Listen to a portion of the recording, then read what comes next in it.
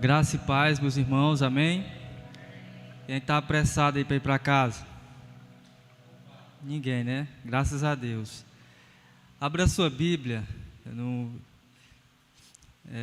sem mais delongas, no livro de Ezequiel, capítulo 33. A gente vai ler uma porção um pouco extensa da palavra hoje. Nós vamos ler do versículo 1 até o versículo 20. Ezequiel 33. Eu estava lendo, fazendo a minha leitura diária há algum tempo, e eu passei por esse texto, e eu achei interessante o que ele dizia, e eu resolvi me aprofundar um pouco naquilo que o profeta Ezequiel escreveu, naquilo que o Senhor falou por intermédio desse profeta. Todos encontraram? Amém? Então vamos fazer a leitura.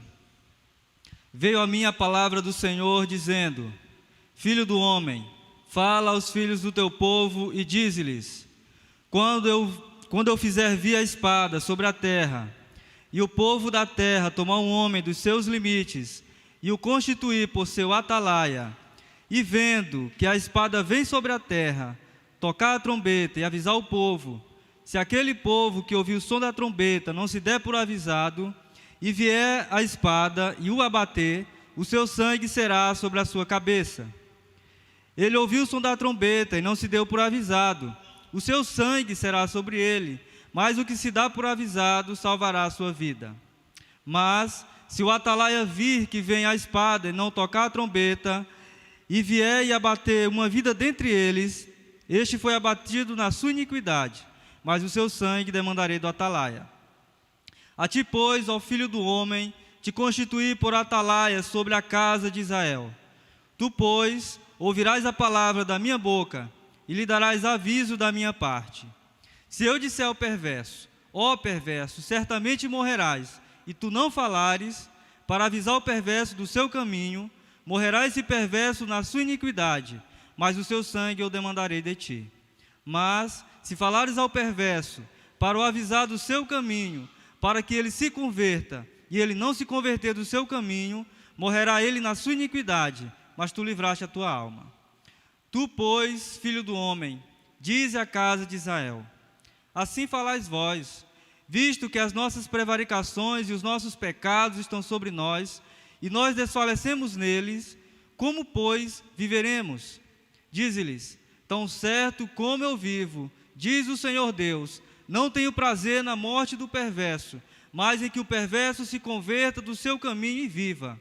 Convertei-vos dos vossos maus caminhos, pois porque haveis de morrer, ó casa de Israel. Tu, pois, filho do homem, dize aos filhos do teu povo: a justiça do justo não o livrará no dia da sua transgressão, quanto à perversidade do perverso, não cairá por ela, no dia em que se converter da sua perversidade. Nem o justo, pela sua justiça, poderá viver no dia em que pecar. Quando eu disser ao justo que certamente viverá, e ele, confiando na sua justiça, praticar iniquidade, não me virão à memória todas as suas justiças, mas na sua iniquidade que pratica, ele morrerá. Quando eu também disser ao perverso: certamente morrerás, se ele se converter do seu pecado, e fizer juízo e justiça, e restituir esse perverso o penhor, e pagar o furtado, e andar nos estatutos da vida, e não praticar iniquidade, certamente viverá, não morrerá. De todos os seus pecados que cometeu, não se fará memória contra ele. Juízo e justiça fez, certamente viverá. Todavia, os filhos do teu povo dizem: não é reto o caminho do Senhor, mas o próprio caminho deles é que não é reto. Desviando-se o justo da sua justiça, e praticando iniquidade, morrerá nela. E convertendo-se o perverso da sua perversidade, e fazendo juízo e justiça, por isto mesmo viverá. Todavia vós dizeis: não é reto o caminho do Senhor, mas eu vos julgarei, cada um segundo os seus caminhos, ó casa de Israel. Senhor Deus, amado Pai, aqui está a tua palavra, Senhor, e não desfazendo aquilo que já foi orado, mas te pedindo, Deus, que o Senhor venha falar conosco, Pai, através da tua palavra. Essa palavra, ó Deus, que nos traz responsabilidades, que nos traz deveres. Que o Senhor nos abençoe e nos guarde. Que o Senhor possa usar-me, Senhor, segundo a tua vontade, segundo o teu querer. Amém?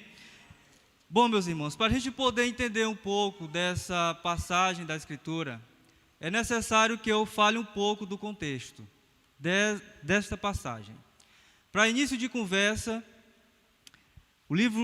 o nome Ezequiel significa Deus fortalece. E isso fazia todo sentido, porque o profeta Ezequiel tinha uma missão muito árdua, uma missão muito difícil. Ele tinha que pregar ao povo de Israel que estava exilado na Babilônia. Não era uma tarefa fácil. E eu quero explicar para vocês o seguinte, algumas coisas acerca da vida desse homem. Ele foi sacerdote, era profeta e também era um homem casado. E ele foi deportado entre os 10.000 que foram junto com o rei Joaquim à Babilônia. E ele fez parte da segunda deportação do povo de Israel à Babilônia. Todo mundo sabe, né, que o reino ele foi dividido. Ficaram 10 tribos ao norte e ficaram 2 tribos ao sul. As 10 tribos do norte foram exiladas na Síria. E as 2 tribos do sul foram exiladas na Babilônia por Nabucodonosor. Então ele foi exilado na segunda deportação. Às vezes a gente pensa que o exílio, a gente acha que lá o pessoal ia morrer. Os reis iam matar o povo. Mas eles tinham um outro entendimento. Qual era a ideia deles? Eles primeiramente levavam os cabeças. É tanto que a primeira deportação foi na época de Daniel. Daniel fez parte da primeira deportação juntamente com aqueles seus amigos. Eles eram cabeças do povo. Houve uma segunda deportação que foi essa de Ezequiel. E o profeta Ezequiel ele foi deportado para a Babilônia 8 anos após a deportação de Daniel.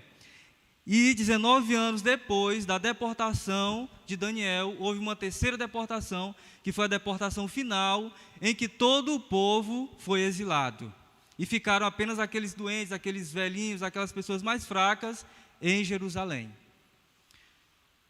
Então, foi 19 anos depois. E o seu chamado se deu após 5 anos em que ele estava exilado. Não, ele não chegou no exílio e logo o Senhor disse, você vai ser profeta e você vai pregar contra o pecado do povo de Israel, ou contra o pecado do povo de Judá. 5 anos depois.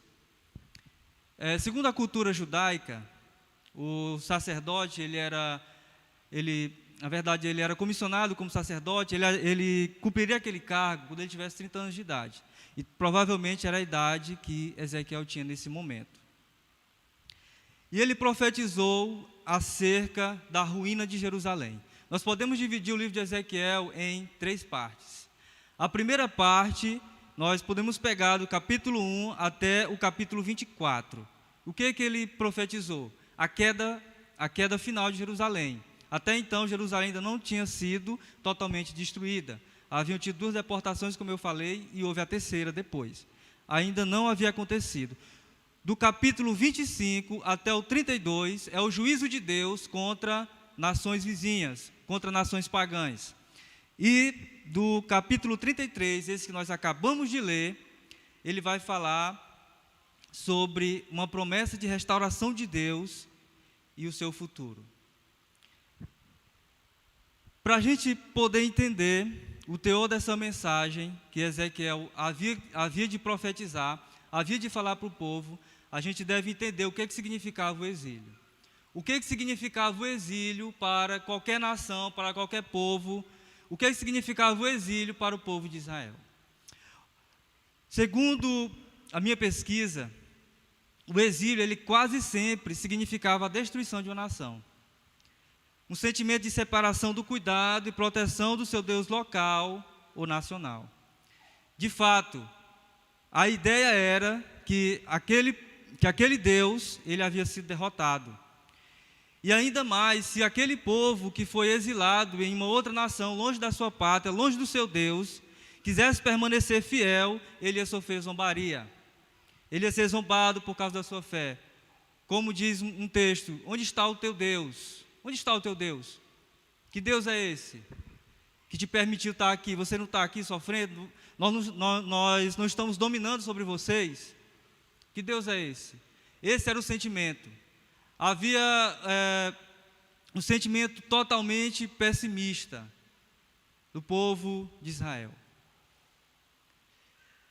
E o Senhor, no capítulo 3 de Ezequiel, ele comissiona o profeta. Ele usa a figura de uma atalaia. Ele o chama de atalaia. O que era um atalaia? É o que eu vou falar hoje um pouco aqui sobre o dever desse verdadeiro atalaia, sobre a responsabilidade do povo e também sobre o juízo de Deus. O que era uma atalaia? Era uma pessoa que era escolhida dentre o povo para ficar em uma torre de vigia na entrada da cidade. As cidades daquela época eram fortificadas e só havia uma entrada, havia só um portão de entrada. Então, havia uma torre em que esse vigia, esse atalaia, ele era colocado, e a responsabilidade dele era tocar a trombeta com a maior força que ele pudesse, estourar até os pulmões dele, para que o povo fosse avisado de que o inimigo estava vindo para destruir aquela cidade. Era o dever do atalaia. E o atalaia não podia ser qualquer pessoa. Ele tinha que ser uma pessoa de responsabilidade. Tinha que ser uma pessoa também que se comunicasse bem. Ele não apenas ficava lá em cima. Alguns atalaias, eles andavam por meio da cidade, eles davam avisos, eles faziam o seu trabalho. Alguns ficavam em montes no deserto também. Então, o dever desse atalaia era esse. E o Senhor chamou Ezequiel de atalaia, usou essa figura para dizer o seguinte: olha, você é responsável por trazer advertência para com esse povo. Você é responsável por pregar o que eu disser a esse povo. E agora no capítulo 33, o profeta Ezequiel, ele é comissionado novamente como atalaia. Mas a sua responsabilidade agora, a sua palavra agora, é direcionada para que o povo de Israel, que estava exilado, se convertesse, se purificasse, porque o Senhor, através do profeta Jeremias, já havia avisado que o exílio babilônico duraria 70 anos. Então o povo já tinha ciência disso. E a sua palavra era para que o povo se arrependesse. Aquele povo rebelde, aquele povo que transgrediu a lei de Deus, aquele povo que escolheu a idolatria ao invés do Senhor e que agora estava exilado, estava pagando, estava sendo disciplinado por Deus para que se arrependessem, para que aprendessem, para que retornassem ao caminho do Senhor novamente. Então, esses eram atalaias. E nesse texto nós podemos ver qual era o dever do verdadeiro atalaia. Qual é o dever do profeta Ezequiel? Qual é o dever, eu posso dizer, qual é o dever da igreja hoje? E o dever do verdadeiro atalaia, dos versículos 10 em diante, aliás, do versículo 1 até o versículo 10, o Senhor está falando ao profeta Ezequiel por meio de hipóteses. Olha, se eu fizer isso, se. A partir do versículo 10 é uma mensagem mais direta. O Senhor diz, fala ao povo, diz ao povo. E o dever do verdadeiro atalaia é anunciar a palavra de Deus. É claro que quando o Senhor usa a figura do atalaia para o profeta, não é que ele ia chegar aqui perto do povo e ia soprar a trombeta. Aqui no caso seria algo oral, seria algo verbal. Ele tinha que pregar para o povo, para que o povo se arrependesse. Ele tinha que falar para o povo. E o dever do verdadeiro atalaia é anunciar a palavra de Deus. De que forma? Conforme o Senhor diz. Observe o versículo 1. Diz o seguinte: veio a mim a palavra do Senhor. Versículo 7, a parte B. Tu, pois, ouvirás a palavra da minha boca e darás aviso da minha parte. Versículo 10, o início. Tu, pois, filho do homem, dize à casa de Israel. O profeta verdadeiro, a igreja verdadeira, ele não anuncia a palavra da sua própria mente ou da sua imaginação. ele anuncia aquilo que o Senhor diz. Diferentemente dos falsos profetas citados no livro de Jeremias, capítulo 23, que diziam ao povo uma mensagem, pregavam uma mensagem que o Senhor não estava falando, que era coisa da sua mente, que era coisa da sua imaginação. E pensando nisso, a tarefa do profeta Ezequiel, como eu falei, não era fácil. O povo encontrava-se em um pessimismo só. O povo que havia se rebelado contra Deus, que estava recebendo a sua disciplina.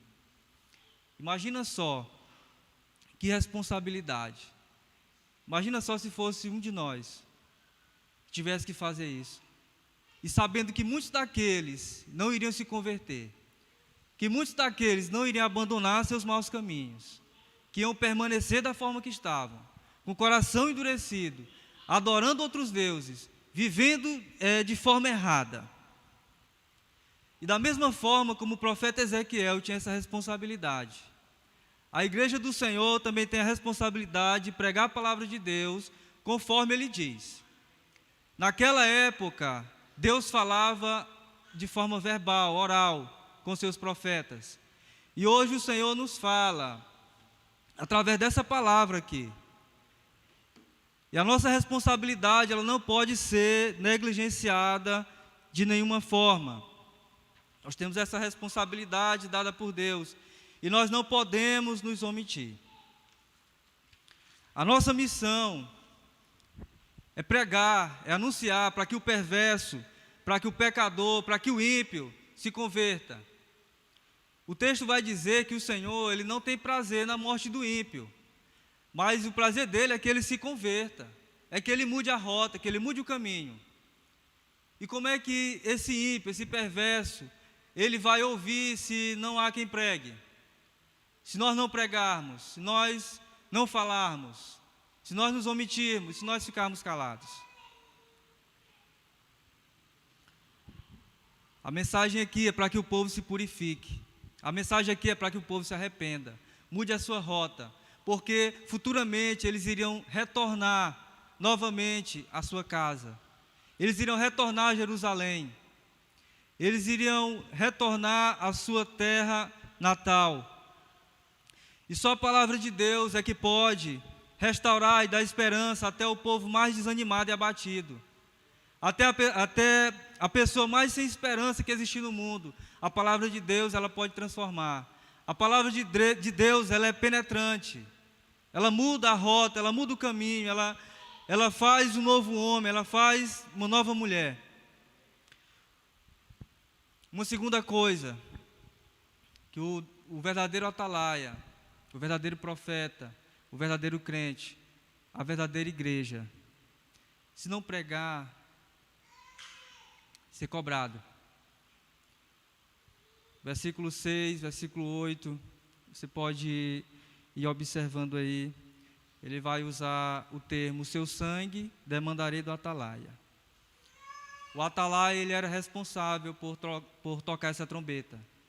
Ezequiel tinha a responsabilidade de tocar essa trombeta, de falar ao povo, de advertir o povo, de dar o sinal de alerta, para que o povo ele procurasse se proteger. Olha, a responsabilidade de um atalaia era tão grande, eu vou tentar explicar aqui para você. Se ele visse qualquer sinal de um inimigo vindo em direção àquela cidade, e ele não tocasse, ele podia ser espancado. Eu não estou dizendo que a gente vai ser espancado não, viu? Não é nesse sentido não. Mas naquela época ele sofria a punição. Quando ele tocava, olha só o que acontecia.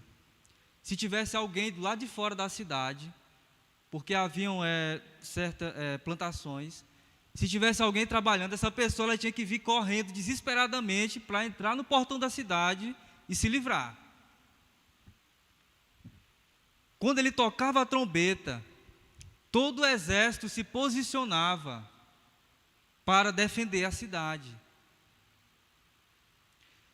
E ai daquela pessoa, ai daquele indivíduo que não desse ouvido, ele seria morto. ele perderia a sua vida. Mas se o atalaia também não tocasse, ai dele, se não tocasse. Ai de Ezequiel, se não falasse para o povo, se não advertisse o povo. Porque se ele fosse negligente com essa missão, e não avisasse o povo, a culpa seria dele. O dever, a responsabilidade de advertir o ímpio, o pecador, é dada por Deus, e ela não pode haver hesitação, não.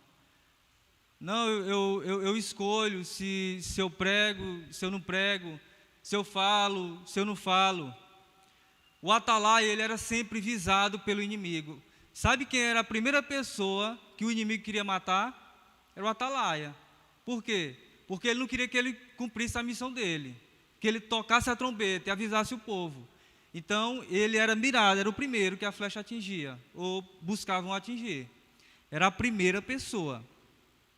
Assim também, o ministro da igreja de Deus, a igreja, quanto mais fiel à sua vocação, ao seu chamado, tanto mais vai ser perseguida pelos ímpios. E quanto menos fiel, tanto menos amparado pela proteção divina. Eles eram amparados pela proteção divina. E o não pregar essa palavra, o não anunciar essa palavra, deve causar inquietação ao povo de Deus. Aquele que foi chamado por Deus, aquele que foi escolhido por Deus, deve causar inquietação.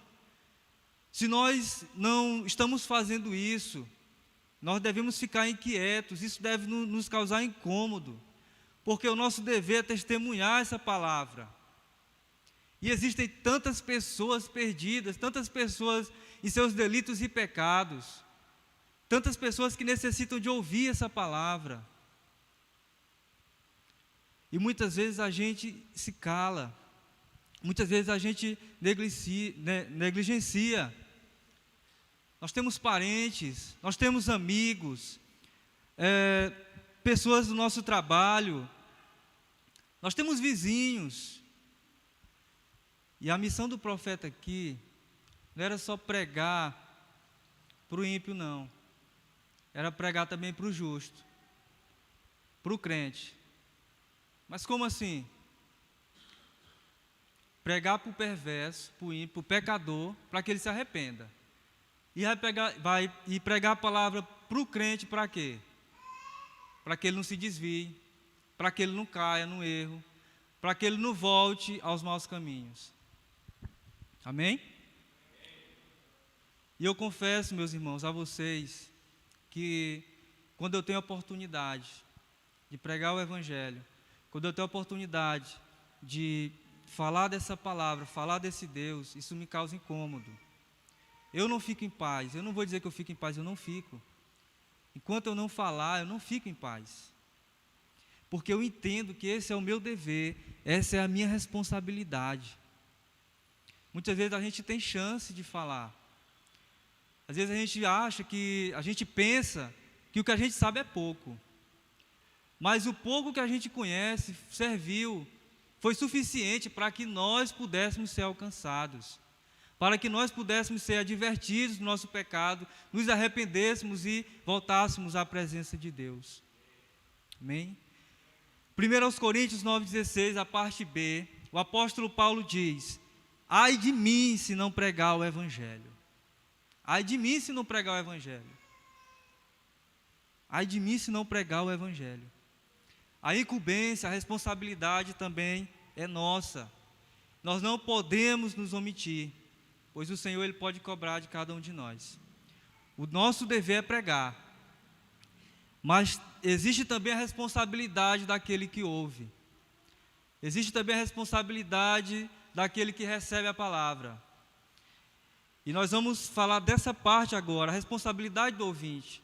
A responsabilidade do atalaia é pregar a palavra, conforme o Senhor diz, e se ele não pregar, ele vai ser cobrado. Mas também existe a responsabilidade do ouvinte, aquele que estava ouvindo aqui, aquele que o profeta Ezequiel pregou para ele. O povo de Israel. Vamos lá. É um texto muito extenso, e se eu for ler aqui, a gente não vai perder tempo, né? Mas vai ficar muito prolongado.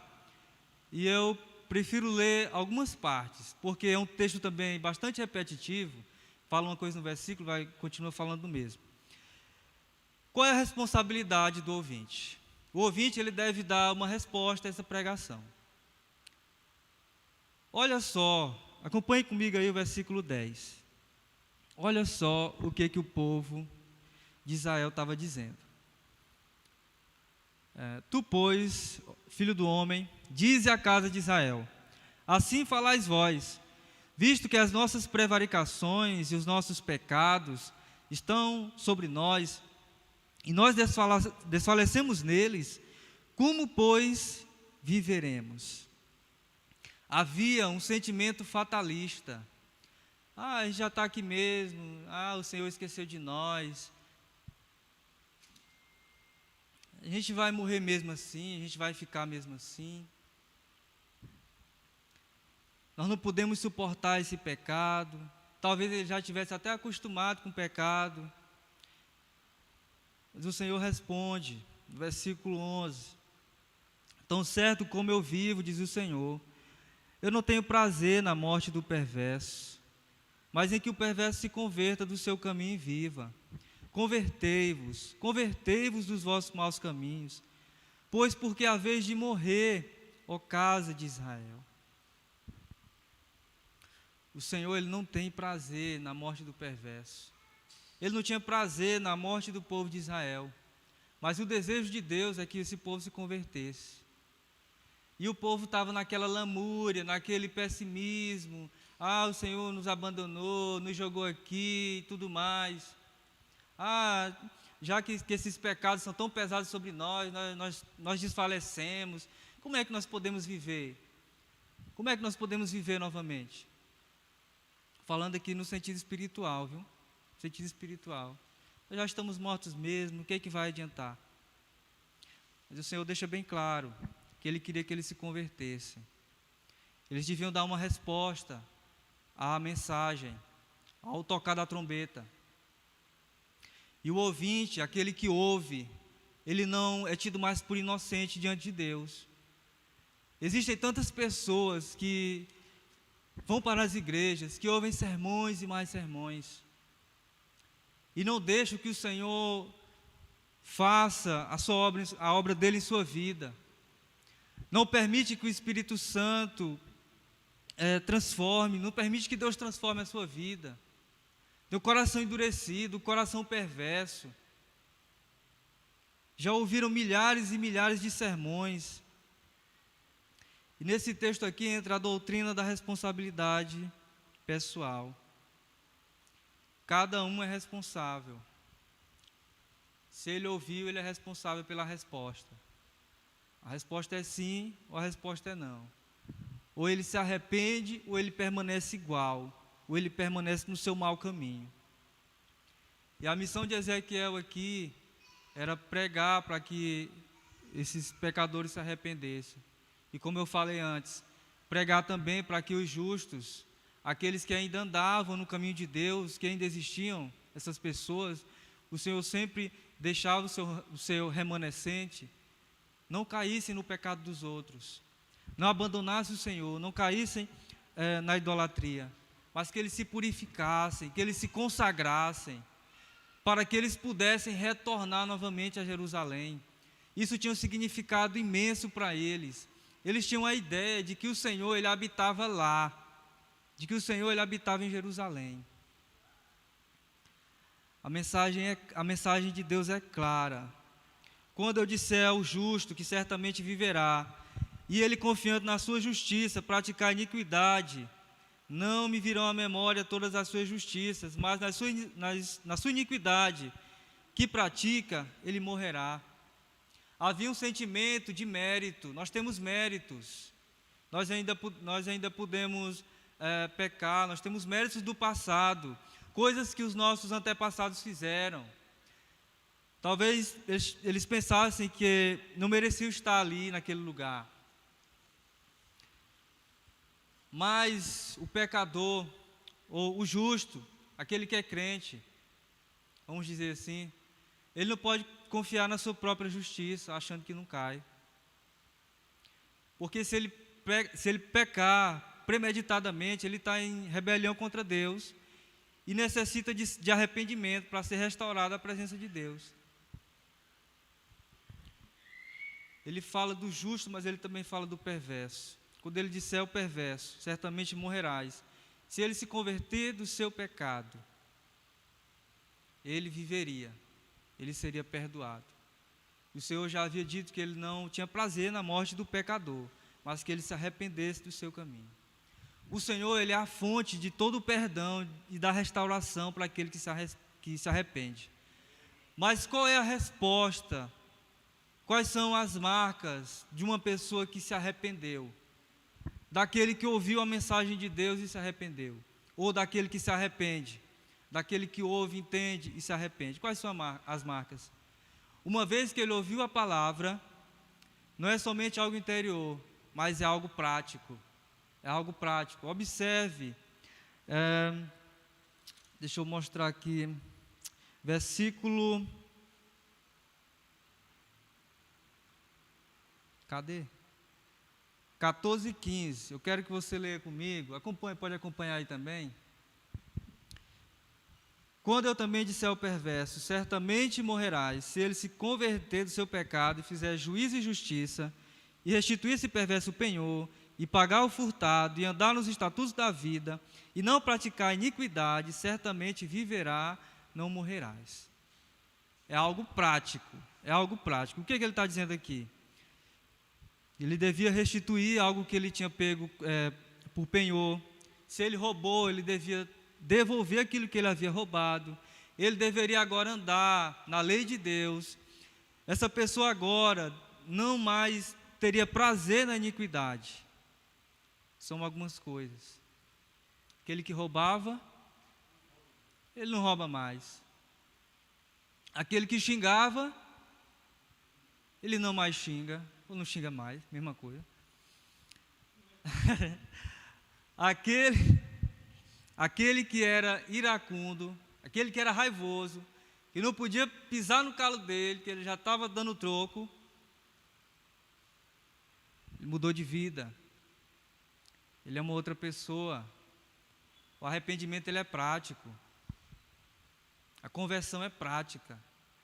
A vida da pessoa muda. A prática, ela é mudada. E ele agora tem nova vida. Ele agora não está mais morto em seus delitos e pecados, mas agora ele tem uma nova vida e ele se tornou uma nova criatura. Amém? Um exemplo claro disso, né, dessas evidências da conversão, foi Zaqueu. O que foi que Zaqueu fez? Quando ele se arrependeu dos seus pecados, o que foi que ele fez? Ele restituiu tudo aquilo que ele tinha roubado. Não foi? Ele restituiu em dobro. Muito bem lembrado, Sandro. Em dobro. Tudo aquilo que ele tinha roubado. É uma marca da conversão. Queria ter sido roubado por ele, né? 4, olha, aumentou ainda. Oh, glória. Pois é. Conversão é prática. Nossos hábitos mudam, a nossa vida muda. Vamos lá. Meus irmãos, é nosso dever, como atalaias de Deus, pregar o Evangelho, tanto aos ímpios, e pregar também para nós mesmos. Sabia disso? A gente deve pregar a palavra para nós todo dia. Sabe por quê? Sabe por quê? Um certo escritor, não lembro bem o nome dele, ele disse isso. Eu devo pregar o Evangelho para mim mesmo, todos os dias, para que eu não esqueça, para que eu não caia, para que eu não volte a fazer o que eu fazia. Eu devo pregar todo dia essa palavra a mim. Todos os dias, quando eu estou estudando ela, quando eu estou lá no meu quarto, quando eu estou meditando essa palavra, a primeira pessoa que eu devo aplicar essa palavra não é os outros, é a mim. Porque a gente, às vezes, tem esse hábito. Diz, se fulano tivesse aqui, essa palavra que era certinha para ele. Mas a gente não percebe que, primeiramente, essa palavra ela vem para nós. Ela vem para mudar a gente. Não é para a gente ficar pensando em outro, não, em outra pessoa, não. É nós, em nós. A mudança deve começar em mim.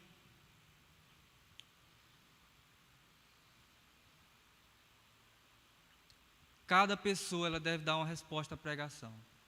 Cada pessoa ela deve dar uma resposta àquilo que Deus diz. Cada pessoa é responsável por sua vida. Se ela quer andar nos caminhos do Senhor, ou se ela quer permanecer no pecado, se ela quer permanecer no mundo, se ela quer permanecer sob a influência de Satanás. Cada pessoa deve dar uma resposta. E o Senhor Jesus, ele nos falou que existem dois caminhos. Existem dois.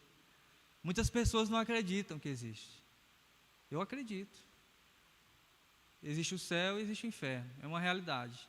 E não pode ser negada. As pessoas acreditando ou não, haverá esse juízo. E a resposta que as pessoas deram a Deus, enquanto em vida, vai fazer toda a diferença.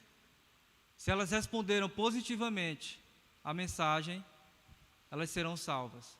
Se elas responderam negativamente à mensagem, elas já estão condenadas. Essa é a verdade, não pode ser omitida. Eu me lembro daqueles dois ladrões lá na cruz. Aqueles dois ladrões. Um se arrependeu e o outro escolheu permanecer. Qual foi o destino deles? Aquele que se arrependeu, que foi que Cristo disse para ele: hoje mesmo estarás comigo no paraíso. E aquele que ficou zombando, aquele que ficou criticando,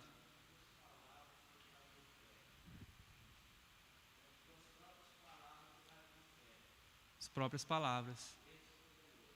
Muito bem. A responsabilidade do verdadeiro atalaia, a nossa responsabilidade é pregar, é advertir, é anunciar. O ouvinte tem a responsabilidade de responder à mensagem. E ninguém pode fugir do juízo divino. Ninguém pode fugir do julgamento de Deus. Eu peço a você que dê uma olhada bem aí comigo, eu já estou quase terminando. Versículos 17 até o 20. Todavia os filhos do teu povo dizem: não é reto o caminho do Senhor, mas o próprio caminho deles é que não é reto. Desviando-se o justo da sua justiça e praticando iniquidade, morrerá nela. E convertendo-se o perverso da sua perversidade e fazendo juízo e justiça, por isto mesmo viverá.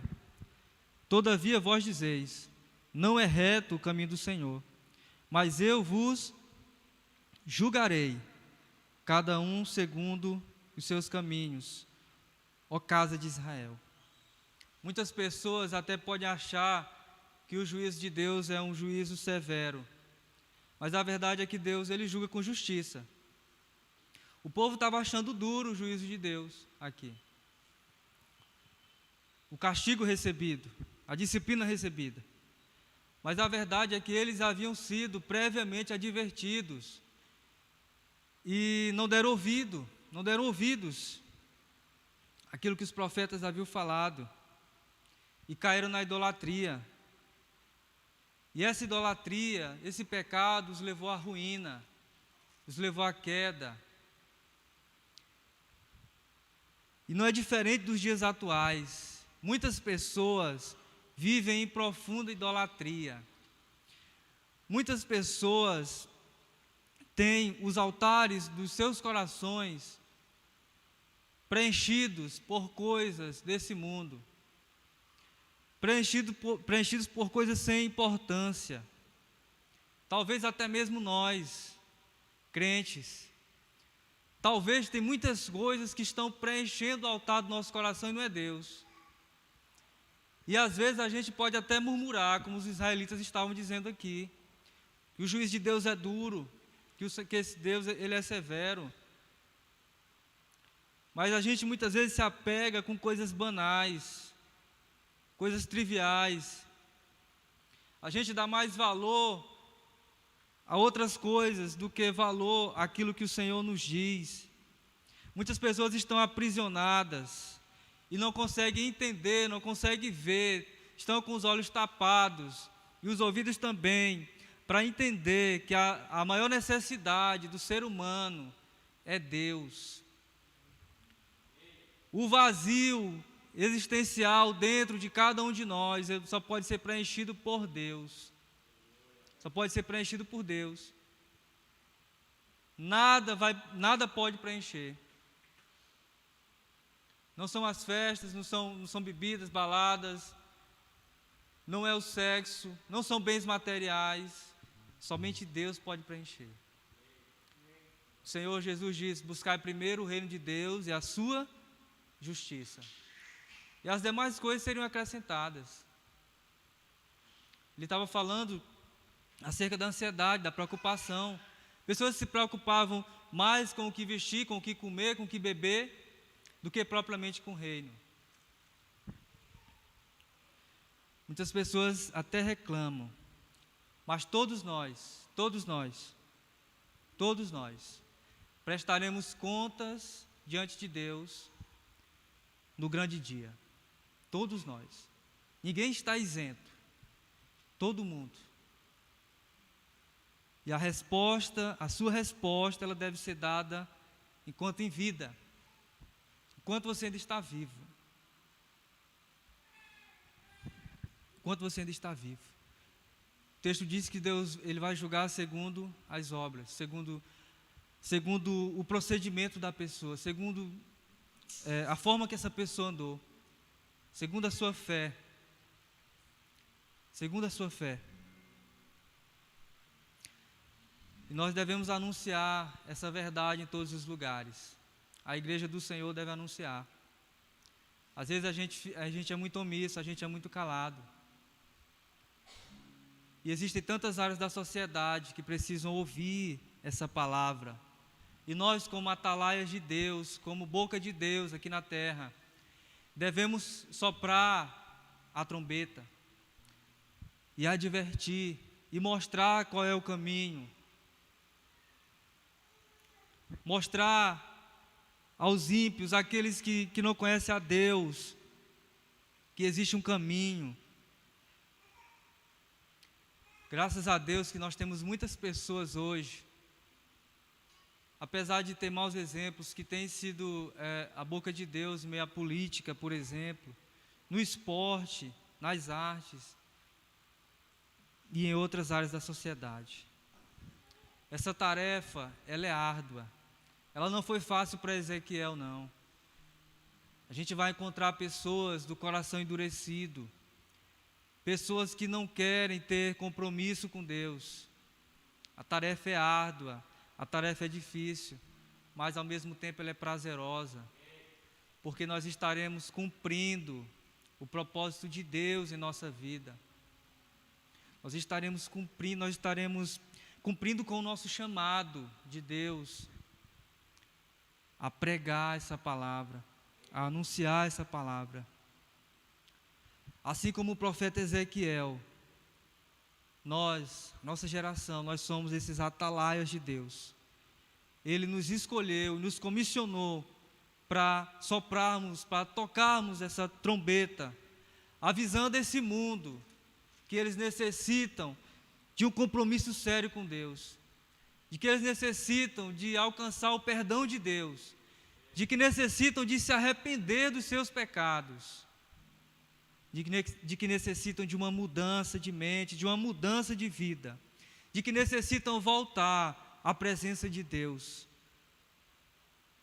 E essa missão ela não pode ser negligenciada, porque nós seremos cobrados por Deus. Eu falo novamente o que o apóstolo Paulo disse: ai de mim se não pregar o evangelho. Às vezes a gente passa uma vida na igreja sem ter falado desse amor, pelo menos para uma pessoa. Às vezes a gente tem medo. O nosso testemunho conta muito, a nossa vida conta muito. A nossa vida conta muito, mas o falar também é muito importante. Não é só o que as pessoas veem, elas devem ouvir também de nossos lábios, de que nós servimos a esse Deus que é fiel, a esse Deus que é verdadeiro, a esse Deus que é justo, que julga com justiça, a esse Deus que transformou a nossa vida, que mudou a nossa história. Olha, uma das principais marcas do que a Bíblia, do que a palavra de Deus faz conosco, é a mudança de vida. Eu li um livro em que um ateu renomado, se não me engano, da Inglaterra, se eu estiver errado, mas houve essa história. Ele quis fazer um embate com um pastor evangélico, tentando convencer do seu discurso ateísta. E aquele pastor, com muita sabedoria, disse o seguinte: olha, eu quero que você me traga aqui uma pessoa que teve a vida transformada pelo seu discurso ateísta. Quero que você traga aqui uma pessoa. Aliás, ele começou de cima para baixo, né? Me traga 20 pessoas, até chegar em uma pessoa. Ele disse: se você quiser, eu posso trazer aqui até 1000 pessoas, com os olhos brilhando, porque foram transformadas pela palavra de Deus. Amém? A marca principal é que o homem que tem um encontro com Deus, ele nunca mais é o mesmo. O Senhor faz um rebuliço na sua vida. O Senhor muda a sua vida. O Senhor muda a sua história. Aquele que ouve a palavra, ele tem que dar uma resposta. Se ele ainda não teve encontro com Cristo, se ele ainda não teve encontro com Deus, ele deve arrepender-se dos seus pecados. Aquele que porventura não estiver firme, aquele que estiver vacilante, ele deve retornar à presença de Deus. Ele deve firmar-se novamente em Deus. Aquele que vive no pecado, ele está morto para Deus, ele está distante de Deus, e não vai adiantar nada dizer que Deus está sendo duro, porque Deus, ele julga com justiça, ele julga com equidade. Cada um é julgado segundo a resposta que ele der. Se ele responder sim para Deus, ele alcança a vida eterna. Se ele disser não para Deus, ele já está condenado. Cabe a cada um responder. O homem deve responder por pelo menos 3 motivos. E já estou encerrando aqui. O pecado. E esse pecado, todos nós já sabemos, ele gera morte espiritual. Aquele que está em pecado, ele está morto para Deus. Ele não tem acesso a Deus. E o juízo divino. E eu quero fazer uma pergunta a você que está aqui essa noite. E a pergunta é a seguinte: qual é a sua resposta? Qual é a sua resposta diante da palavra de Deus? Não é diante de mim, não. Qual é a sua resposta diante da palavra de Deus? Você reconhece que é pecador? Você reconhece que necessita de Deus? Você reconhece que necessita mudar? Ou você escolhe permanecer? Aquele que ainda não aceitou a Cristo em seu coração, ele está sob o domínio do príncipe das trevas. Ele está em pecado, em rebelião contra Deus. Ele errou o alvo e ele precisa aproximar-se de Deus. Eu lanço nesse momento esse chamado a você que está aqui essa noite, a você também que nos ouve. Você tem a oportunidade de entregar a sua vida para Cristo nesse momento. E se existe alguém que está aqui essa noite, que sentiu esse desejo, que entendeu a mensagem, e é uma mensagem urgente, e quiser entregar a sua vida para Cristo hoje, essa pessoa pode vir até aqui à frente, nós vamos orar por ela.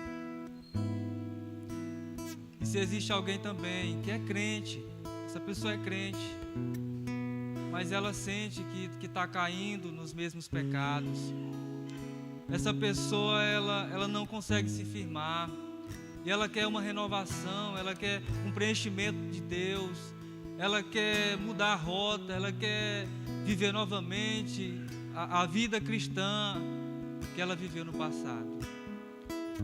Você também pode orar aí no seu lugar. Ore aí no seu lugar. Converse com Deus. Reflita sobre aquilo que foi falado aqui. Se você necessita confessar algum pecado, se necessitamos confessar nossas falhas, se necessitamos de um revigoramento espiritual, fale com Deus, conte a Deus, e Ele certamente te ouvirá. Ele certamente falará com você. Feche seus olhos.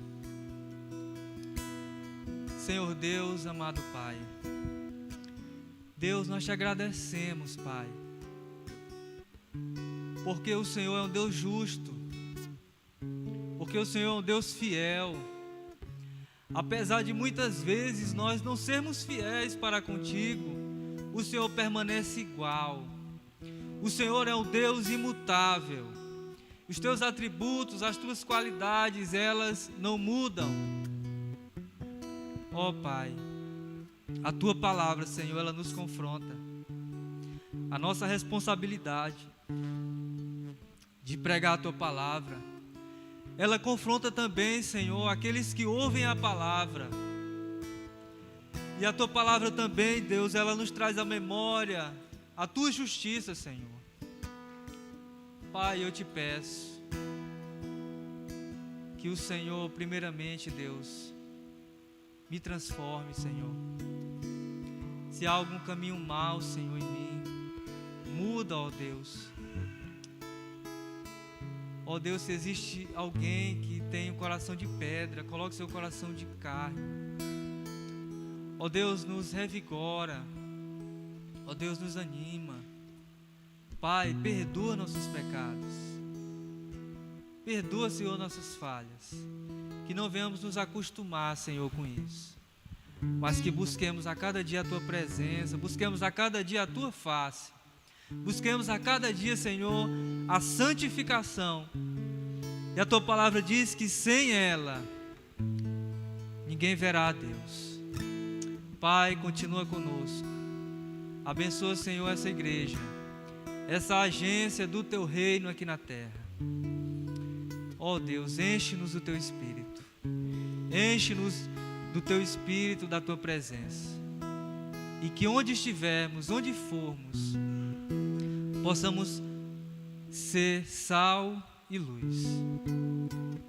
Possamos, Deus, fazer a diferença. Pai, continua conosco no restante dessa noite. Continua, Deus, com nossas vidas. É a nossa oração, Paizinho. Agradecidos, em nome de Jesus. Amém.